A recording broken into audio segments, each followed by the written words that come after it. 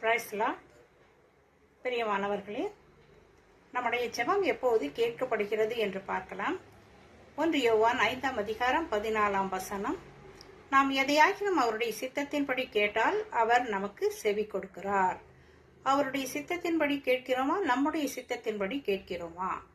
சிலுவை பாடுகளுக்கு முன்பு இயேசு கிறிஸ்துவின் ஜெபத்தை லூக்கா 22ஆம் அதிகாரம் 42ஆம் வசனத்தில் பார்க்கிறோம். பிதாவே, உமக்கு சித்தமானால் இந்த பாத்திரம் என்னை விட்டு நீங்கும்படி செய்யும். ஆயினும் என்னுடைய சித்தத்தின்படி அல்ல, உம்முடைய சித்தத்தின்படியே ஆக கடவது என்று ஜெபித்தார்.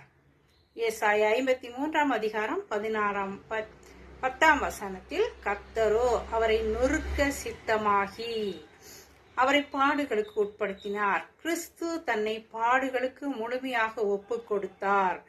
தேவன் எல்லாவற்றுக்கும் மேலாக அவரை உயர்த்தினார். தேவ சித்தத்திற்கு ஒப்பு கொடுத்து ஜெபியுங்கள், உங்கள் ஜெபம் கேட்கப்படும். கர்த்தர் உங்களை உயர்த்துவார்.